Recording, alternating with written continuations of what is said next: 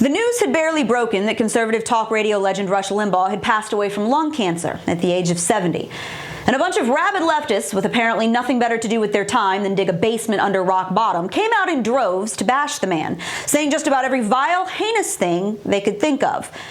Within moments, Rest in Piss was trending on Twitter, the same social media platform that supposedly bans hate speech, like using the wrong pronoun for a man who wears high heels. Because, see, the left doesn't actually hate hate speech. They like it just fine when they're the ones doing it. Thankfully, Rush left us with a perfect example of how to deal with cockroaches. When the left calls you a hateful bigot, laugh and hand them a mirror. When they accuse you of hating minorities and women and the marginalized, point out how their agenda is actively persecuting those people every single day, and then make sure that your own life reflects the opposite. When they scream at you to shut up, speak louder, and above all, never, ever back down.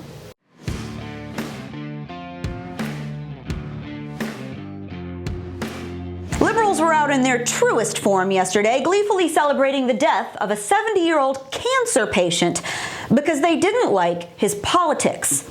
Here's a Yale professor saying he felt euphoria after he heard the news. Here's one of the voiceover actresses from Cars 3 wishing everyone a happy Rush Limbaugh is dead day. Here's a Netflix writer saying he and his 4-year-old went out on the front lawn and banged on pots and pans in celebration. And these are just a few of the literally thousands of Yay Rush is dead posts from the gutter rat population. The left, ladies and gentlemen. Here are those tolerant, loving liberals, the party of anti-fascism and unity, who complained of Trump being mean for 4 years. Unless, of course, you disagree with their insane and useless policies, and then they hope you die and they'll dance on your grave once you do. Because at the end of the day, no matter how many black squares they post on Facebook or how many Twitter blurbs they put up about loving people, these are the most hateful, spiteful, nasty excuses for human beings.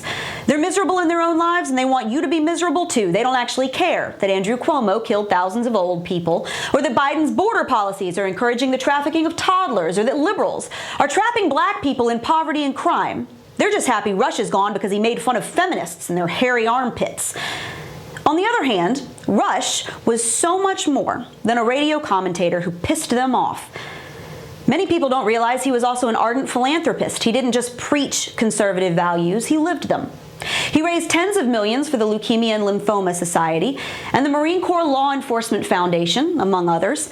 His organization sent care packages to troops stationed overseas. I'm not doing this so that any kind of attention accrues to me. I just think if you're going to come on an effort that is designed to either raise money or material to be donated to people, that you actually do it yourself as well, not just ask other people to do it. It's like walking the walk and talking the talk. Talking the talk is not enough here. He supported a group called Tunnel to Towers, which honors fallen service members and law enforcement officers who died in the line of duty. In 2019, the money he raised for that organization went to pay off the mortgage of an Auburn police officer who was shot to death on the job.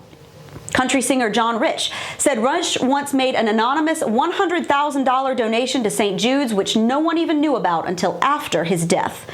While liberals were busy hoping the man keeled over from a tumor, that is what Rush was doing, helping people, while making sure that millions of conservatives across this nation knew they weren't alone and that their values still mattered.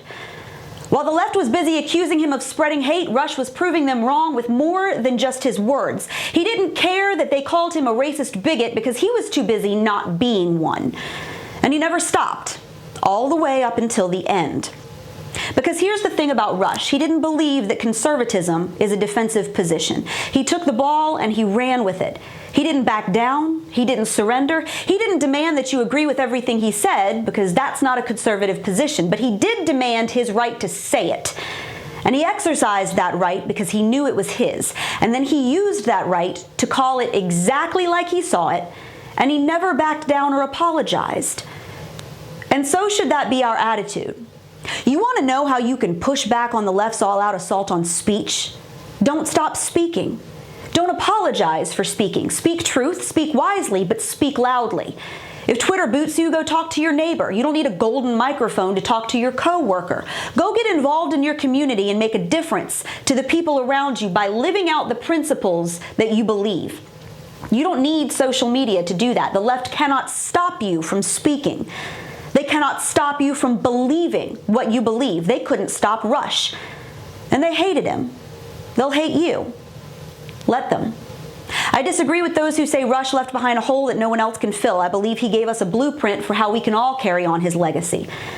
We're facing some crucial junctures in this country. We've got a border crisis that's already threatening to spiral out of control. For the first time in half a century, we're on the verge of watching millions of our dollars pour into Planned Parenthood specifically to kill children.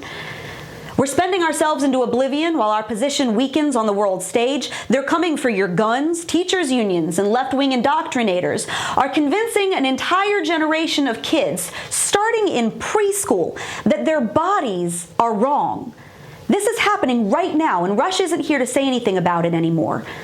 That's now up to us. And it's time to speak louder. May we all live so passionately, so principled, and with such conviction that wicked people like these rejoice when we're gone. And that's your Reality Check, America. Make sure you subscribe to our YouTube page, like us on Facebook and Twitter, and Rush, rest in peace.